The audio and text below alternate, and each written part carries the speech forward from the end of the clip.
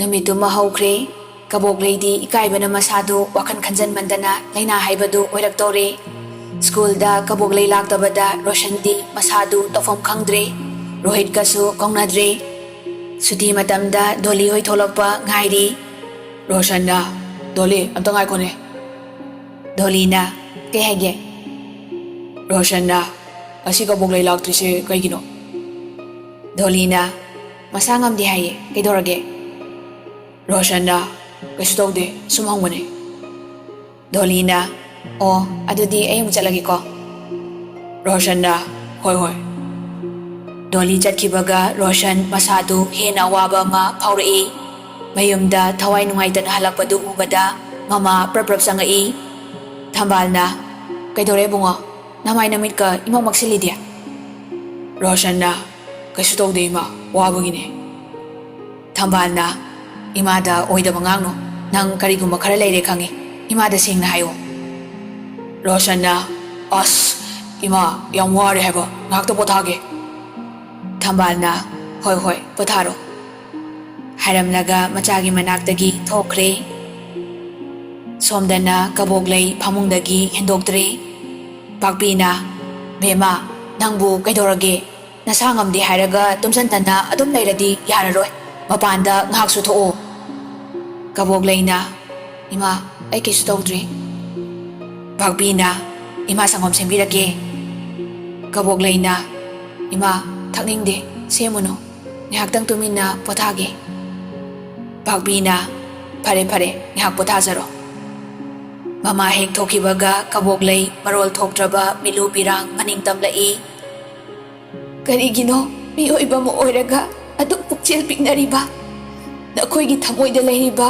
नुंगसिबा अपामा पुंबा सक्थिबी आइगी इफमदसु अमत वातना लइये आइगी थमोइना खनसरोबा पुंबा अरानबा ओइरमले अहेनबदा तीबा मिओइबने आई वारौदे आइना मति चादबगिने नमिदांगी मतमनी सोमदना रोशन कबोगलैबु उनिंगबना लांगतकनबा हेलई हयेंगसे संडेने अइबु मयुमदा चलुसिरने मोइगी अहलना करिनि हाइना खनखिने थमोइसिनादी माबु उदबदा लैबु ngamद्रे फरे अइ हयेंगसे सोइदना चलगे मफमदा अइ थमोइगी वारोलसे फोंदोक्लगे अइ खांगबु ngamद्रे पुबु ngamद्रे महाकि नुंगसिबना ngawraba थमोइसे मथनता वाखल खनबदा रोशन अहिंगदु तुमताबा याद्रे नंगना करिनि खनगनी होइदे हाइदनादी तोअरोय नुपा मसाने नुंसिबना थमोइसे पाथोए अइ नंगबु याम नुंसिये कबोगलै नफमदा हयेंगदी फोंदोक्लनी वाखल खन्ना खन्ना मथनता अमु नोकफे तौजै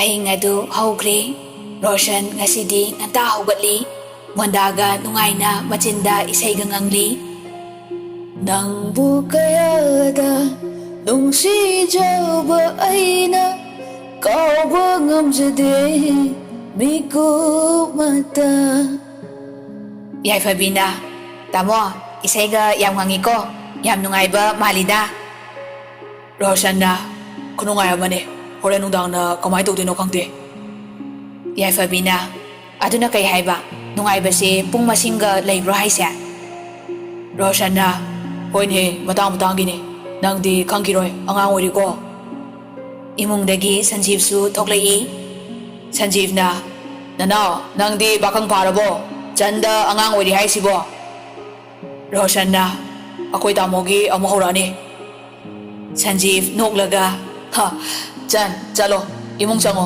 nana magi mating pangsaluso Yaifabina akoi tamose ina mayamna wahaningdaba male ihakta tumina leibasida leheningdeba Sanjeevna haima nang larik paraga leiradi hairoine Yaifabina pelabani yare khangjare ado tamoja hayengwai ina malaga tamogi sumaina ina mawahaningdabagi tawkanuko Roshanna yare ko angang nang Sanjeevna hai masi mapan thole tumi layune Yaifabina ꯑꯩꯈꯣꯏ ꯇꯥꯃꯣꯁꯦ ꯏꯀꯥꯏꯕꯤꯒ ꯇꯧꯋꯦ ꯑꯗꯣ ꯑꯩꯈꯣꯏ ꯇꯥꯃꯣꯆꯥꯒꯤꯗꯤ ꯏꯅꯝꯃ ꯃꯁꯛ ꯌꯥꯝ ꯐꯖꯕꯤ ꯊꯕꯛꯀ ꯌꯥꯝ ꯐꯕꯤ ꯑꯃ ꯂꯥꯛꯇꯧ ꯃꯥꯜꯂꯤ ꯁꯟꯖꯤꯕꯅ ꯃꯁꯛ ꯐꯖꯕꯤ ꯏꯅꯝꯃ ꯀꯥꯏꯅ ꯂꯥꯛꯑꯅꯤ ꯁꯣꯏꯗ꯭ꯔꯦ ꯃꯩꯇꯥꯟ ꯕꯣꯔꯥ ꯍꯣꯟꯕ ꯆꯠꯂꯤꯁꯦ ꯔꯣꯁꯟꯅ ꯑꯩꯈꯣꯏ ꯇꯥꯃꯣꯁꯦ ꯑꯉꯥꯡ ꯃꯃꯥꯡꯁꯤꯗ ꯌꯥꯏꯐꯕꯤꯅ ꯇꯥꯃꯣ ꯃꯩꯇꯥꯟ ꯕꯣꯔꯥ ꯍꯥꯏꯗꯤ ꯀꯩꯅꯣ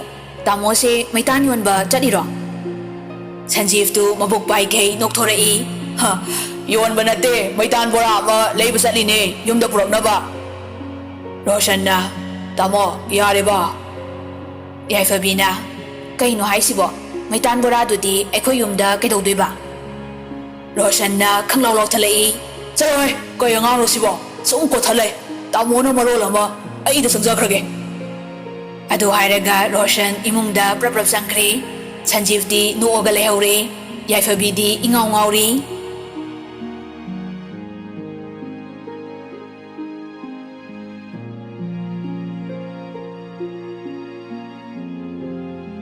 ꯑꯌꯨꯛꯀꯤ ꯆꯥꯛ ꯏꯁꯤꯡ ꯆꯥꯕ ꯂꯣꯏꯔꯒ ꯔꯣꯁꯟ ꯃꯐꯤ ꯃꯔꯣꯜ ꯅꯥꯟꯅ ꯁꯦꯠꯂꯒ ꯊꯣꯛꯂꯛꯏ ꯊꯝꯕꯥꯜꯅ ꯀꯗꯥꯏꯗꯅꯣ ꯁꯟꯗꯦ ꯅꯨꯃꯤꯠꯁꯤꯗ ꯔꯣꯁꯟꯅ ꯏꯃꯥꯟꯅꯕ ꯍꯣꯏꯗ ꯑꯝꯇ ꯆꯠꯂꯨꯒꯦ ꯇꯧꯕ ꯊꯝꯕꯥꯜꯅ ꯁꯟꯗꯦ ꯅꯨꯃꯤꯠꯁꯤꯗꯤ ꯌꯨꯝꯗ ꯂꯩꯕ ꯐꯕꯅꯤ ꯑꯇꯩ ꯃꯇꯝꯗ ꯁ꯭ꯀꯨꯜ ꯆꯠꯂꯁꯨ ꯔꯣꯁꯟꯅ ꯃꯃꯥ ꯀꯨꯏꯔꯣꯏꯕ ꯀꯩꯁꯨ ꯊꯝꯕꯥꯜꯅ ꯍꯣꯏ ꯍꯣꯏ ꯀꯨꯏꯔꯛꯀꯅꯨ ꯊꯦꯡꯅ ꯍꯜꯂꯛꯀꯅꯨꯀꯣ ꯔꯣꯁꯟꯅ ꯍꯣꯏ ꯃꯥ ꯔꯣꯁꯟꯅ ꯊꯣꯛꯂꯛꯄꯗ ꯁꯟꯖꯤꯕ ꯅꯣꯛꯐꯦꯠ ꯇꯧꯔꯒ ꯌꯦꯡꯉꯛꯏ ꯁꯟꯖꯤꯕꯅ ꯃꯩꯇꯥꯟ ꯕꯣꯔꯥ ꯂꯩꯕ ꯆꯠꯄ ꯃꯥꯜꯂꯤꯗ ꯃꯁꯥ ꯌꯥꯝ ꯅꯥꯜꯂꯦ ꯔꯣꯁꯟꯅ ꯇꯥꯃꯣ ꯁꯟꯖꯤꯕꯅ ꯍꯥꯎꯅꯦ ꯔꯣꯁꯟꯅ ꯌꯥꯝ ꯍꯧꯅꯔꯣꯏꯁꯤꯀꯣ ꯁꯟꯖꯤꯕꯅ ꯍꯩꯃꯥ ꯆꯨꯝꯗ꯭ꯔꯕꯣ ꯅꯪ ꯃꯩꯇꯥꯟ ꯕꯣꯔꯥ ꯂꯩꯕ ꯌꯥꯝ ꯆꯠꯂꯤꯗꯥꯏꯅꯦ ꯔꯣꯁꯟꯅ ꯇꯥꯃꯣ ꯌꯥꯔꯦ ꯔꯣꯁꯟ ꯒꯥꯔꯤ ꯊꯧꯗꯨꯅ ꯊꯣꯛꯈ꯭ꯔꯦ ꯁꯟꯖꯤꯕꯇꯤ ꯅꯣꯛꯇꯨꯅ ꯂꯩꯍꯧꯔꯦ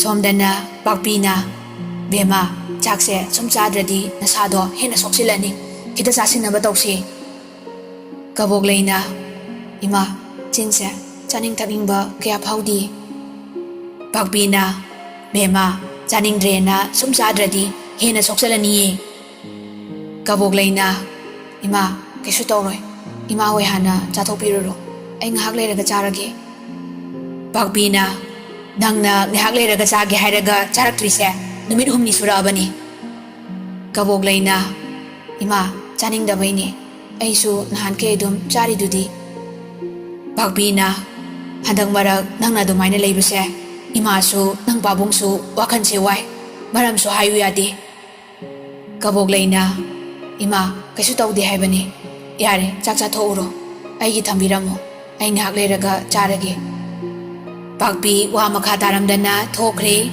ꯀꯕꯣꯛꯂꯩ ꯃꯃꯥ ꯑꯃꯗꯤ ꯃꯄꯥꯕꯨꯡꯒꯤ ꯑꯋꯥꯕ ꯈꯪꯗꯕ ꯅꯠꯇꯦ ꯃꯃꯥ ꯑꯩꯁꯨ ꯈꯪꯉꯦ ꯅꯈꯣꯏ ꯑꯩꯒꯤꯗꯃꯛꯇ ꯈꯟꯕꯗ ꯋꯥꯔꯦ ꯍꯥꯏꯕ ꯑꯗꯨꯕꯨ ꯏꯃꯥ ꯑꯩꯒꯤ ꯋꯥꯈꯜꯁꯦ ꯂꯩꯇꯥꯐꯝ ꯈꯪꯗ꯭ꯔꯦ ꯑꯩ ꯀꯔꯤ ꯇꯧꯒꯗꯕꯅꯣ ꯈꯪꯗ꯭ꯔꯦ ꯔꯣꯁꯟꯁꯨ ꯀꯕꯣꯛꯂꯩ ꯍꯣꯏꯒꯤ ꯒꯦꯠꯇ ꯒꯥꯔꯤꯗꯨ ꯈꯥꯝꯃꯒ ꯌꯨꯝꯗ ꯆꯪꯉꯛꯏ ꯆꯥꯎꯕꯅ ꯏꯕꯨꯡꯉꯣ ꯀꯅꯥ ꯍꯪꯕꯅꯣ ꯔꯣꯁꯟꯅ ꯄꯥꯕꯨꯡ ꯑꯩ ꯋꯥ ꯃꯈꯥ ꯇꯥꯗ꯭ꯔꯤꯉꯩꯗ ꯄꯥꯛꯄꯤꯅ ꯁꯠ ꯈꯨꯝꯃꯛꯏ ꯍꯩꯃꯥ ꯏꯕꯨꯡꯉꯣ ꯅꯪ ꯂꯥꯛꯏꯔꯣ ꯆꯪꯉꯣ ꯂꯥꯛꯑꯣ ꯑꯩꯈꯣꯏ ꯄꯥꯕꯨꯡ ꯕꯦꯝꯃꯒ ꯇꯤꯟꯅꯕ ꯑꯩꯅ ꯅꯍꯥꯟ ꯍꯥꯏꯕꯗꯣ ꯆꯥꯎꯕꯅ ꯑꯣ ꯑꯩ ꯒ꯭ꯌꯥꯟ ꯇꯥꯔꯦ ꯆꯪꯉꯣ ꯏꯕꯨꯡꯉꯣ ꯔꯣꯁꯟꯅ ꯍꯣꯏ ꯄꯥꯕꯨꯡ ꯄꯥꯛꯄꯤꯅ ꯂꯥꯛꯑꯣ ꯂꯥꯛꯑꯣ ꯕꯦꯝꯃꯗꯣ ꯃꯁꯥ ꯉꯝꯗꯦꯅ ꯍꯤꯞꯄꯤ ꯐꯝꯃꯝꯃꯨꯀꯣ ꯁꯤꯗ ꯑꯩ ꯀꯧꯔꯛꯀꯦ ꯄꯥꯛꯄꯤꯅ ꯔꯣꯁꯟꯕꯨ ꯃꯌꯥꯏ ꯀꯥꯗ ꯐꯝꯍꯜꯂꯝꯃꯒ ꯀꯕꯣꯛꯂꯩ ꯀꯧꯕ ꯆꯪꯉꯛꯏ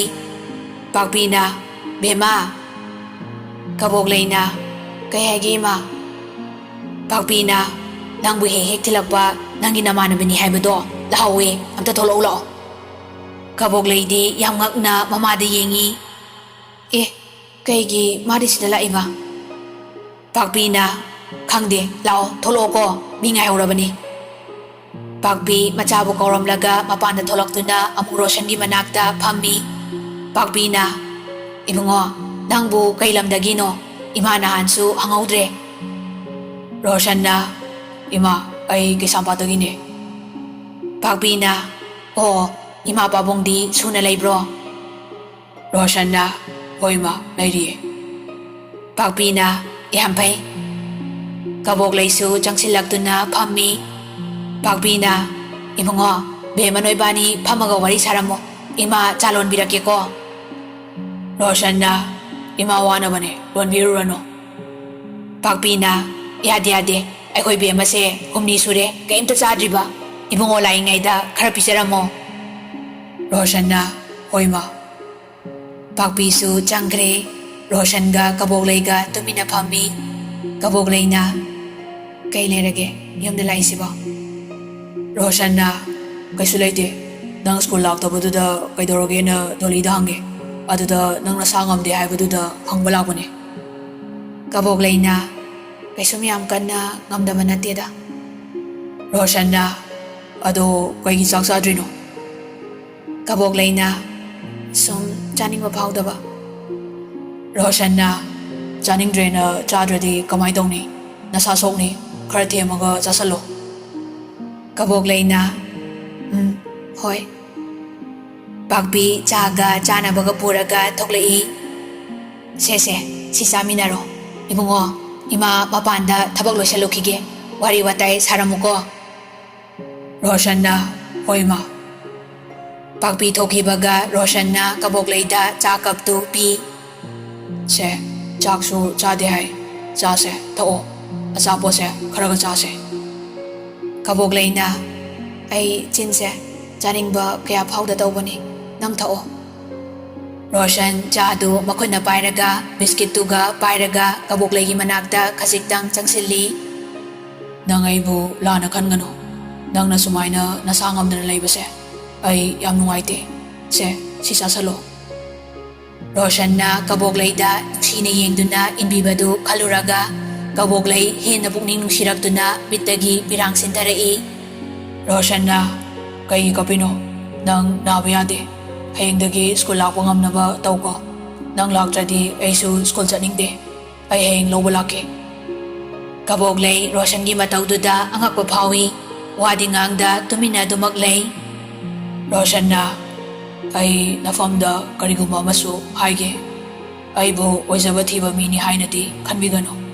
Pomduna thamba ngamdraba thamoyse, mapan thoklay, ay tofam khangdre. Kari karamba wahay na nafamda phongdokani haibasu ay khangde. Kaboglay, ay nangbu thamoyse na nungsiye. Roshan gi wahay da kaboglay ang agpamagaloy na yengi. Machinda wahay di amata thorakhidre. Tapna Roshan pakatarai. Mipong kuding na nangbu hanggoy na kanarabasu. Aigi ipamdadi, aigi thamoygi lairembini. Kaboglay, nahakse, aigi thamoygi mabemo oizarage. Kausarage ngasidagi, nangbu aigi saktibi nungsibi. Kaboglay kamangamdana mitki pirang sintarai. Pakumbiba ngamdringayda mamasangai. Daragliba pirang do makutna sataytui. Pakpi na, hayma, noydi chaga thaktrabo.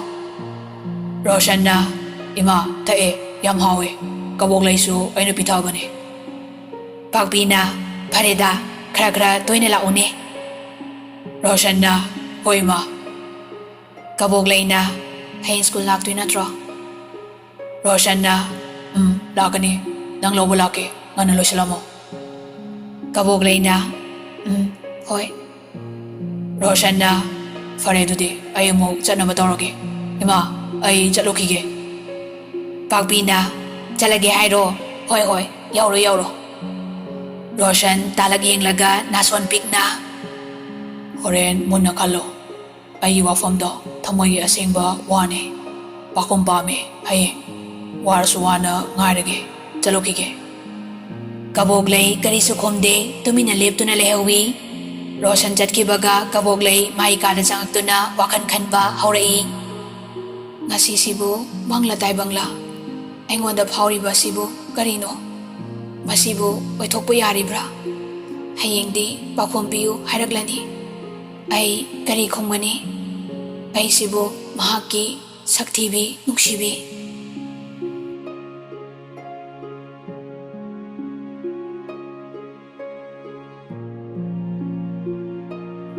Numit adu haukhre. Kaboglay ayuk ngan na hawalaga school chatnaba loisali. Pakpina, Bema, nangbu school chatpa ngamgadoribro. Kaboglay na, Ima, ay kaysu thoidokpa tawdi, kaysu tawrui. Pakpina, noy pabong tilalase dudi, nathanda chatpadi nungairaroy. Kaboglay na, Ima, Roshan lauba laki hai. Pakpina, ha, kari haiba, Roshan lakani haiba. Fareda, hoi hoi, Roshan jaro. Pakpi nofet tong na thokre. Kaboglay mamada ingangang na yengduna lehawi. Kaboglay na, ay na nga si khunggadaba pakhom si karino. Isa itanda hangjaba phawbada pakhom phangdraba wahang si mahak na iphamda hanglare. Wakhanda ngayak manglingay Roshan lakpagi gari gi hornda mitkhang sing-singi. Pakpi na, Bema, Roshan la amale ne, noidribo nangbo. Kaboglay imungdagi beg pairaga praprap thoklai. Ima, ay salukhige. Pakpi na, phasana ningthina chaluko, gari ga do tapna thaw hayuko. Kaboglay na, hoi ma. Gate mapanda Roshan ngairi. Kaboglay tholakbada Roshan momonok na yengzay. Managyaw sila apaw gari da kakat pangamda leptuna lay. Roshan na, kadoroge, lao na. Kaboglay wadingangda tumin na gari duda kakatli. Ngasidi makoy ni wahay amapaw ay nadana school yawri.